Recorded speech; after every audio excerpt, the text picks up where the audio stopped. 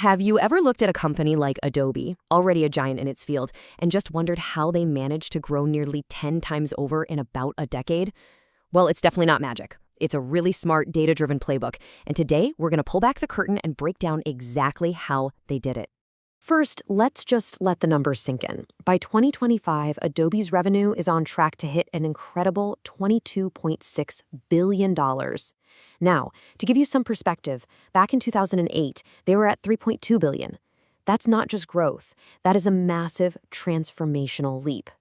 So, that leads us to the big question, right? How on earth did they pull that off? How did they reinvent their business so completely and so successfully? Well, the answer really comes down to one single powerful idea. And here's our game plan for unpacking it. We're going to start with the secret itself, then dive into the operating model that powered it all. We'll map out exactly how it works across the entire customer journey, pull out some key lessons for you, and finally take a quick look at what's next for Adobe with AI. Okay, so let's rewind to 2008. Adobe had a huge problem. Their whole business was built on selling software in a box. Literally buying a Photoshop CD for a one-time fee of about $2,000. But the entire world was shifting to the cloud.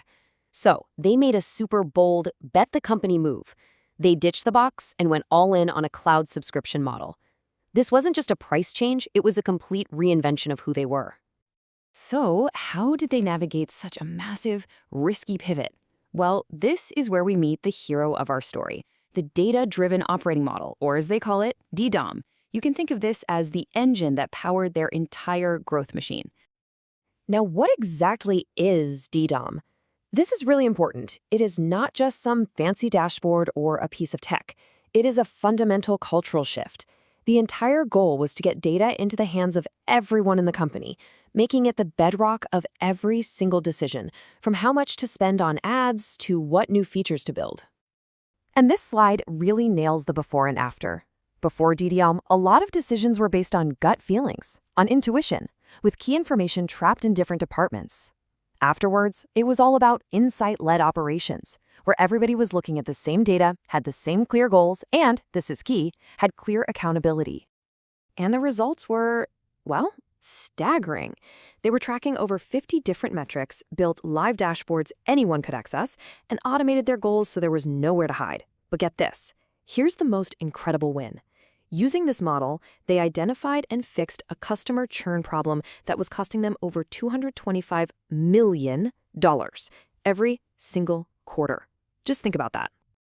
Okay, so we know what the model is, but how does it actually work day to day? To really get it, we need to follow the customer. Let's look at how DDOM plugs into every single stage of the customer lifecycle. Adobe broke the entire customer relationship down into 5 clear stages.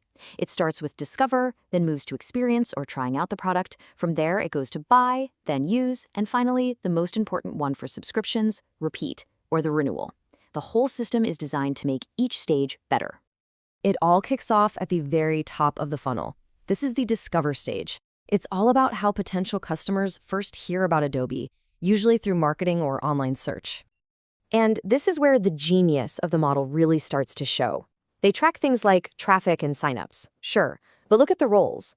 A VP of marketing acts as the KPI sponsor, responsible for the high-level goal, but a search marketing manager is the KPI owner, responsible for the day-to-day results. This creates crystal clear accountability from the top all the way down. Okay, so after discovery, the journey moves into the experience stage. This is the try before you buy phase, where the product has to really shine, usually in a free trial. And you can bet they measure this like crazy. The key metric here is how many of those trial users convert.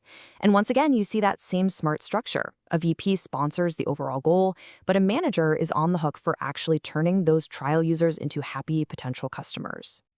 Stage 3 is the moment of truth. This is the buy stage. It's that critical point where an interested user actually pulls out their credit card and becomes a paying customer. The KPI here is simple, conversion rate.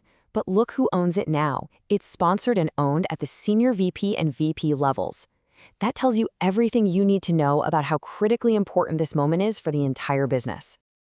But, and this is a big but in the subscription world, the journey is far from over at the purchase. The use stage is absolutely vital. If people aren't actively using the software, they're just not going to renew. It's that simple. So, how do they make sure people stick around? They track early engagement, like how many people come back in the first week and the first month. These are what you'd call leading indicators. They help predict who's going to stay for the long haul. And finally, that brings us to what might be the most important stage of all for a subscription company: repeat, the renewal. This is all about earning loyalty and fighting customer churn. The main KPI they watch here is the cancellation rate. And just like the buy stage, you see senior VPs owning this number.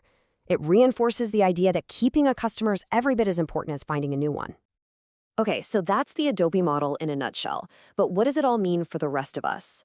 Let's distill this down into some clear, actionable lessons that pretty much any business can learn from. So here's your playbook. 1, map out your customer journey. You can't improve what you don't truly understand. 2, assign a clear owner for every single metric. No more finger pointing. 3, make your data accessible to everyone. Get everybody speaking the same language.